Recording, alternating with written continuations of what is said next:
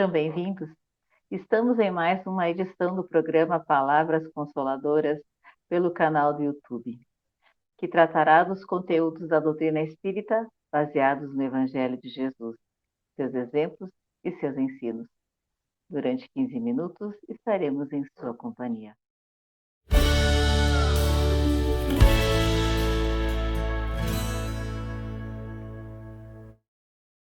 Hoje o nosso tema é sobre a obra A Gênese.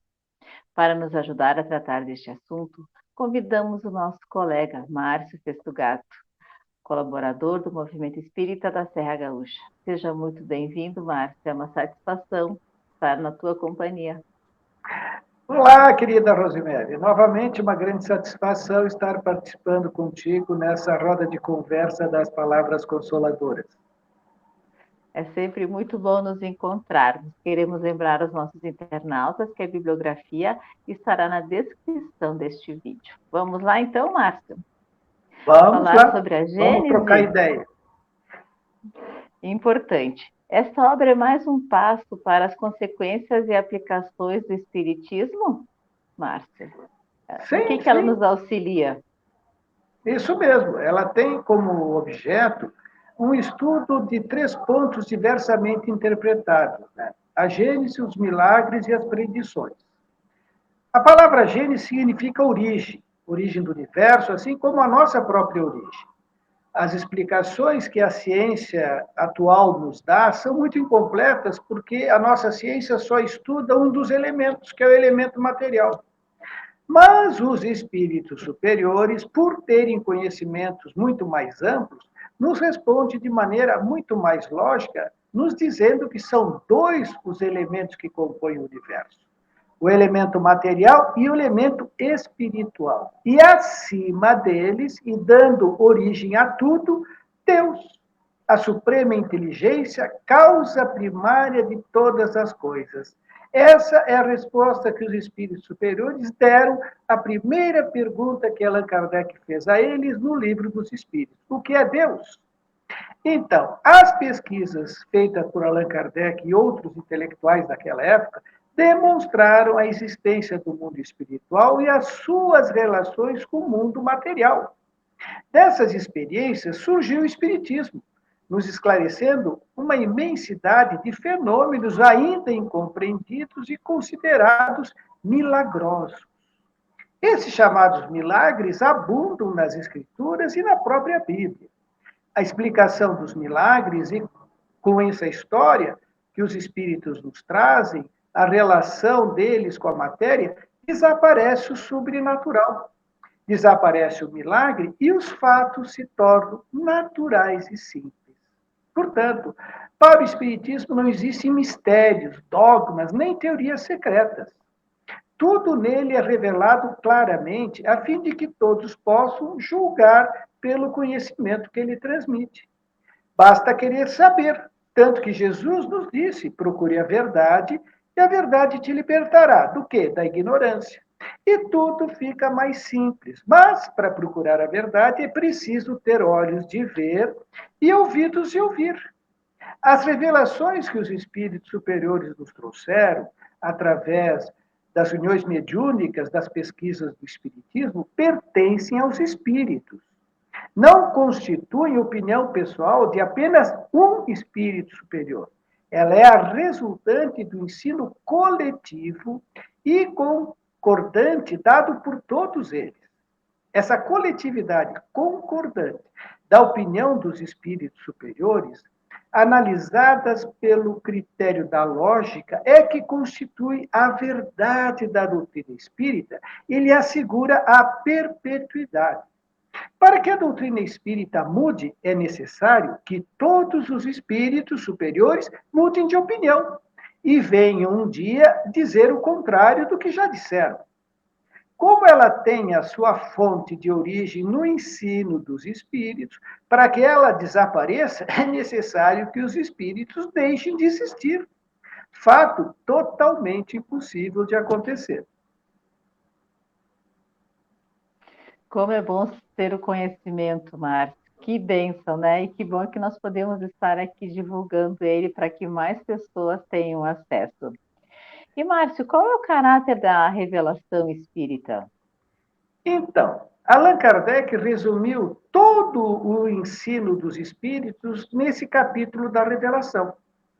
Revelação significa literalmente sair de sob o véu, ou seja, descobrir, dar a conhecer uma coisa secreta ou desconhecida, mas tem que ser verdadeira, não pode ser falsa. Então, graças às revelações que os espíritos nos trouxeram através das pesquisas feitas naquela época, dando-nos a conhecer o mundo invisível, assim como as leis que o regem, aprendemos a nos relacionar com os espíritos. Aprendemos a natureza dele e o estado deles, e por conseguinte, aprendemos o nosso destino para depois da morte. Hoje temos as respostas para inúmeras perguntas e dúvidas, a começar pelas três principais perguntas. De onde viemos? Por que estamos aqui? E para onde é que nós iremos depois que o corpo perecer? Então, a primeira grande certeza que eles nos dão é que a morte não é mais o fim. O nada não existe. Somos, na verdade, seres imortais, porque o espírito não morre, não desaparece, nada destrói os espíritos. Então, somos indestrutíveis e eternos na nossa essência. Com essa certeza da continuidade da vida além da morte, temos a felicidade de reencontrar novamente aqueles a quem amamos. Mas também temos o temor de tornar a ver aqueles a quem ofendemos ou prejudicamos, e vice-versa. E por isso, todas as nossas ideias materialistas mudam, assim como os nossos maus hábitos e maus comportamentos. A segunda é que Deus é amor, como disse o apóstolo João. Deus a tudo criou, sem preferências. Portanto, somos criações divinas. Mas fomos criados simples e ignorantes. E cada um de nós teve que se desenvolver em conhecimento e em qualidades morais. O conhecimento a gente adquire através da ciência e das nossas experiências pessoais, mas as qualidades morais nós desenvolvemos seguindo os ensinos de Jesus. Pois nos dizem os espíritos superiores que Jesus é o nosso guia e modelo a ser seguido, se quisermos sentir as chamadas bem-aventuranças que ele muito bem explicou no Sermão da Montanha. Pelo Espiritismo, então, agora a gente sabe de onde é que a gente veio, para onde é que a gente vai, por que está na Terra, por que sofremos temporariamente, mais cedo ou mais tarde, porque entendemos como é que funciona a verdadeira justiça de Deus. Sabemos que todos temos a mesma aptidão para progredir conforme o nosso livre-arbítrio, mais ou menos rapidamente, conforme o nosso esforço e boa vontade. Sabemos que não há seres perpetuamente voltados ao mal e ao sofrimento, e que aqueles chamados demônios nada mais são do que espíritos ainda atrasados e imperfeitos que praticam o mal, mas que se adiantarão com o tempo e no final também serão anjos. Que os anjos, ou os chamados espíritos puros, não são criações especiais, não são seres à parte, mas espíritos que atingiram essa meta depois de muito esforço. Tudo isso ficou muito bem claro nas palavras de Jesus quando disse que cada um receberá conforme suas obras. Pelas pesquisas que os homens de ciência daquela época fizeram a respeito da vida espiritual, nós hoje temos essa prova material da existência e da individualidade da alma. Como também descobrimos a situação dos espíritos no mundo deles, suas alegrias e suas tristezas. Sabemos se serão felizes ou infelizes conforme o bem ou o mal que fizeram, e que cada um colherá as consequências diretas e naturais dos seus erros e acertos. Aprendemos que também esse sofrimento cessa com o arrependimento e a reparação. E todos nós podemos, pelo nosso livre-arbítrio, prolongar ou abreviar esse sofrimento. O Espiritismo, então, veio comprovar as palavras que Jesus disse a Nicodemos.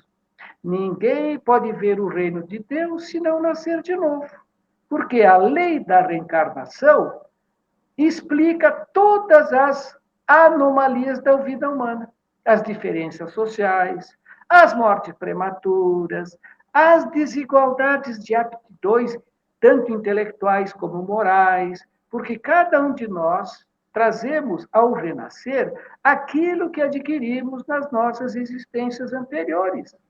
Com a reencarnação, desaparecem os preconceitos de raça, de castas, pois o mesmo espírito pode voltar a nascer de novo, né? Ou rico ou pobre, ou capitalista ou proletário, ou chefe, ou subordinado, ou homem ou mulher, por escolha dele. Ele que escolhe. Cada um de nós, então, trazemos ao renascer as nossas imperfeições, nossos vícios que ainda não foram corrigidos e que se traduzem pelas nossas más tendências. Esse é o nosso verdadeiro pecado original de cada um. Mas também, aquele que progrediu moralmente traz ao renascer as qualidades nobres, as virtudes e tudo aquilo que ele já havia aprendido antes. Jesus nos alertou muito bem quando nos disse: orai e vigiai, para que não entreis em tentação, porque ele sabia muito bem quais seriam as consequências das nossas ações, das nossas palavras e até dos nossos pensamentos. Então, os espíritos superiores voltaram para nos contar como são essas consequências. Por isso, nós precisamos estudar, precisamos conhecer esses assuntos, a fim de começarmos a gerar a chamada boa plantação, aquela que nos renderá as boas aventuranças. Que maravilha! Nós já temos o roteiro, né, Márcio? Agora basta para nós, a cada um de nós, segui-lo. Capítulo 17 desta obra, que fala sobre as predições, temos o substituto, a anunciação do Consolador. Que Consolador é esse, Márcio? Então, ensina-nos Allan Kardec que para que na Terra as pessoas sejam felizes, é preciso que ela seja povoada somente por espíritos bons, encarnados e desencarnados. Nesse tempo de transição, ocorre uma grande emigração dos seus habitantes. Os que praticam o mal pelo mal, ainda não tocados pelo sentimento do bem, já não são dignos de permanecerem no planeta transformado. Vão ser excluídos porque só causam perturbação, confusão e constituem obstáculo ao progresso. Irão espiar o endurecimento dos seus corações, uns em mundos inferiores, outros em raças terrestres ainda atrasadas, equivalentes a dos mundos inferiores. Serão substituídos por espíritos melhores, que farão reinar aqui na Terra a justiça, a paz e a fraternidade. A Terra, no dizer dos espíritos superiores, não será transformada por meio de um cataclismo que aniquile de súbito uma geração, uma população inteira. A atual geração dos endurecidos no mal, dos corruptos, dos viciados, desaparecerá gradualmente. E a nova, a dos que querem ser bons, lhes sucederá do mesmo modo, sem que ocorra uma mudança súbita. Tudo se processará lentamente, com a única diferença capital de que uma parte dos espíritos que encarnavam aqui na Terra não mais tornarão a reencarnar. Em cada criança que nascer, em vez de nascer um espírito atrasado, inclinado ao mal, que antes nela encarnaria, virá um espírito mais adiantado e propenso ao bem. A época atual é de transição. Assistimos à partida dos maus e à chegada dos bons, a nova geração, que se distingue pela inteligência e razão geralmente precoce, juntamente com os sentimentos inatos do bem e das crenças espiritualistas, o que constitui sinal indubitável de adiantamento anterior. Não será composta de espíritos eminentemente superiores, mas daqueles que querem continuar praticando e procurando ser bons. O que caracteriza os espíritos atrasados é a revolta contra Deus, a propensão instintiva para as paixões degradantes, os sentimentos antifraternos, a sexualidade desregrada, a falta de respeito. E isso tudo tem que ser depurado pelo afastamento daqueles que se obstinam em não se corrigir. Porque então eles não vão estar mais sendo compatíveis com o ambiente fraternal. Não vamos entender também que, por esse meio, todos esses espíritos maus serão expulsos da Terra para outros mundos. Não. Muitos deles, auxiliados pelos seus mentores, que querem que eles aqui permaneçam, vão aqui ficar, mas em raças mais atrasadas. Portanto, a regeneração da humanidade não vai ser uma renovação integral de todos os espíritos. Basta uma modificação nas disposições morais de cada um. E essa modificação incorre em todos aqueles que estão predispostos a serem bons e a fazerem o bem. É isso que faz com que, aqui na Terra, no futuro, só teremos ambiente de pessoas mais bondosas e amorosas. Então, nós temos um único plano, que é o tentar nos melhorar todos os dias, né, Márcia? E é uma conquista única e intransferível para cada um de nós. Nós estamos chegando ao final do nosso programa. Deixa as suas considerações finais para os nossos internautas. Então, agradecemos imensamente essa oportunidade de poder trazer um pouco de consolo, esperança e alegria. Muito obrigada. Então, nos despedimos, desejando que as bênçãos do Senhor permaneçam em todos os corações. Muito obrigada e até o nosso próximo encontro.